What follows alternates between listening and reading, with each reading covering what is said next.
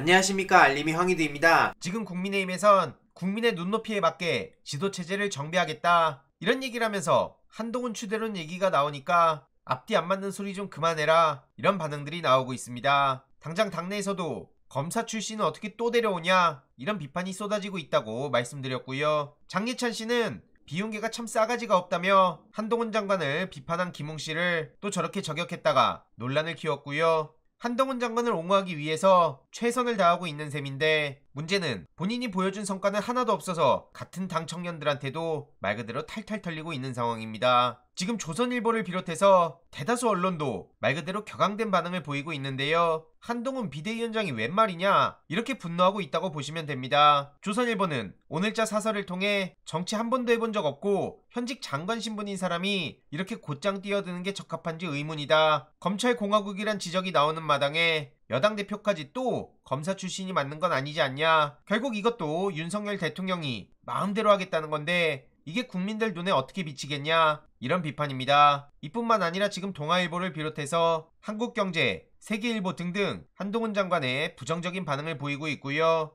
방금 전 이성윤 검사도 강하게 비판을 했습니다. 법무부가 또다시 감찰을 한다고 해서 제출한 답변서의 일부를 공개했는데요. 쉽게 말해 한동훈 장관을 보면 반법치적 발언을 대놓고 하고 지금 하는 행보도 보면 정치인에 가깝고 이게 민주당이다 멍청아 이런 식으로 발언을 해서 품위를 손상시키고 그런데 왜 여기에 못 본 척하고 이성윤 검사만 터냐 이겁니다. 이럴 시간에 김건희 씨나 감찰하라 이거고요. 지금 신당을 얘기하는 금태섭 씨도 김건희 씨 관련해서 한동훈 장관의 입장이 뭘지 계속 압박을 하고 있습니다. 그래서 이재명 대표도 이렇게 비판한 겁니다. 총선용 개각에 이어서 차관들 줄사퇴 예정인데 결국 지금 용산을 보면 총선 집착, 선거 올인 이것만 보여주고 있단 겁니다. 그저 기승전 총선이고 엉망인 사람들을 끌어다 쓰고 그래놓고 무슨 민생을 얘기하냐 이거죠. 이러니 여론조사 꼭 결과를 보더라도 윤석열 대통령의 부정적 평가가 60% 아래로 떨어질 생각을 안 하는 거고요. 정당 지지도도 이 기세를 몰아 내년 총선까지 민주당이 잘 끌고 가길 바랍니다. 오늘 서울 지역구별 판세 ARS 조사 결과가 공개되기도 했는데요. 여론조사꽃의 이런 도전 매우 중요하다고 봅니다. 데이터로 승부할 수 있는 길을 만들어가는 거고 더 많은 분들이 힘을 보태면 더 정확한 데이터가 나오지 않겠습니까?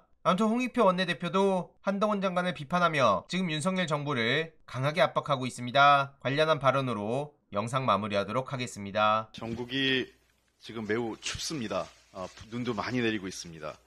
한파경보와 한파주의보가 내려졌고요. 특히 전라, 서해안, 제주 지역에선 대설특보까지 내렸습니다. 이번 주 내내 강추위가 예상되고 있는데요. 국민들의 삶이 많이 걱정됩니다. 이로 인해서 피해도 속출되고 있습니다. 수도 계량기가 동파되고 건물 외벽이 붕괴되고 정전, 눈길 교통사고 등 여러 가지 우리 국민들 삶의 불편과 어려움이 초래되고 있습니다. 국민 여러분께서는 가급적 위험지역의 출입을 자제해 주시고 보온을 강화해 주시기 바랍니다. 또 빙판길 주의 등 건강과 안전에 각별한 유의가 필요한 시점입니다. 정부는 중앙재난안전대책본부의 기민한 대응을 통해 한파 대책에 만전을 기해 주시기 바랍니다. 특히 어린이, 노인 건강 및 쪽방촌 거주자를 비롯한 취약계층 보호에 한층 더 신경을 써주셔야 됩니다. 민주당도 필요한 조치를 언제든지 하도록 하겠습니다. 특히 민주당 출신 광역자치단체장인 경기, 광주, 제주, 전북, 전남 그리고 64개 기초자치단체는 각별하게 이 한파에 대한 대응을 철저히 할 것을 당 차원에서 요구하도록 하겠습니다. 이번 주 인사청문회 시즌입니다. 그런데 하나같이 이 부적격자를 보내놓고 인사청문회를 하라고 하니 국회에 대한 고문인지 상당히 고통스럽습니다. 좋은 사람을 놓고 정책 질의를 하고 싶은데 정책 질의는 뒷전이고 이분들을 어떻게 장관을 시켜야 될지 말아야 될지 이 고민을 하는 대통령께서 매우 어려운 숙제를 국회에 떠넘긴 것 같습니다. 도대체 한동훈 장관은 인사청문과 관련된 검증을 어떻게 하신 건지 모르겠습니다. 정치에 마음이 가셔서 인사검증 문제는 뒷전이신 것 같습니다. 그럴 바엔 빨리 자기 자리 내려놓으시고 정치 시작하시고 인사검증은 다른 사람들에게 제대로 할 수 있는 사람한테 맡겨줬으면 좋겠습니다. 다양합니다. 그 부적격 사유가. LH로부터 정관 특혜 의혹이 있는 분, 논문 표절, 심지어 박근혜 국정농단 연루까지 제기되고 있습니다. 이 와중에 윤석열 대통령은 공급망 불안 해소 등 산적한 현안에도 오직 총선만을 위해 3개월도 안 된 박문규 산자부 장관을 또 교체한다고 발표를 했습니다. 박문규 산자부 장관은 3개월 동안 뭐 했습니까? 엑스포 실패했고 참담한 국격 추락이 경험됐습니다. 그리고 프랑스판 IRA 법이 지금 확정돼서 한국 자동차가 거의 혜택을 못 받고 있습니다. 유일하게 한 대 정도 혜택을 보고 있고 원거리로 인해서 탄소 배출 관련돼서 불이익을 보는데 아무런 대응 준비를 안 해놨습니다. 어떤 의미에서는 박문규 산업부 장관은 경질 대상입니다. 책임을 물어야 될 사람인데 총선 출마를 위해서 꽃길을 열어주는 그 정부가 어디 있습니까?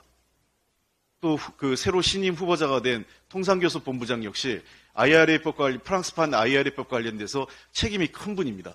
책임이 큰 사람에게 더 큰 권한과 책임을 준다? 이해할 수 없는 인사입니다.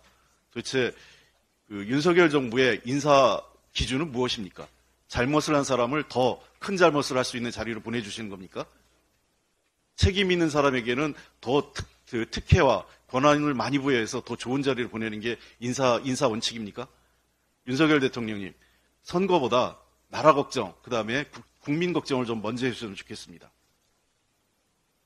열악한 청년의 삶이 점점 힘들어집니다. 부모보다 가난한 첫 세대가 될 것이라는 암울한 전망이 현실화되고 있습니다.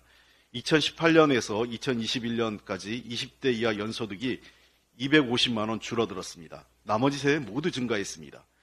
60대 이상 소득은 같은 기간 22.5% 증가했고 20대 소득이 전 세대에서 가장 낮습니다.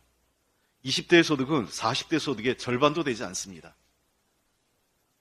부채도 소득은 줄고 부채는 늘어났습니다. 2018년에서 2022년 20대 부채 보유액은 2배인 93.5%가 증가했습니다. 엄청난 증가입니다. 지난 1년 사이에만 2천만 원 가까이 늘어났습니다. 30대도 39.8% 증가해서 20, 30대의 부채 증가율이 전체 부채 증가를 주도한 것입니다. 부채를 뺀 순자산 증가율도 20대 이하에서 16.2%, 30대 27.9% 증가에 그쳐 40대 이상 모든 세대는 30% 는 거에 비해서는 매우 낮게 순자산도 늘었습니다. 결국은 20대 청년 소득은 줄고 빚만 늘고 자산도 조금밖에 안 는 겁니다. 전월세 보증금에 삶이 묶이고 부채를 뺀 순자산은 턱없이 부족한 것입니다. 주거비용을 비롯한 생활부담을 덜고 자산 형성 지원 등 청년 위한 실질적 대책이 필요합니다. 그런데 윤석열 정부는 자산 형성을 돕는 청년 내일체험 공제 예산 4,200억을 삭감했습니다. 오히려 청년들에게 소득과 자산을 늘려줄 수 있는 사다리를 걷어찬 것입니다. 우리가 이 예산 꼭 반영해야 된다고 지금 예결산 특위만 열면 이 부탁을 했었는데 아직까지도 정부는 응답이 없습니다. 청년들 걱정 말로만 하지 마시고 이분들에 대한 내일체험 공제 예산 반영해서 희망의 사다리를 열어줄 것을 다시 한번 부탁드리겠습니다. 이상입니다. 이번 내용도 유익했다면 구독, 좋아요, 알림 설정, 멤버십 가입 정말 큰 힘이 된다는 점 말씀드리고 싶습니다. 주위에 널리 공유 부탁드립니다.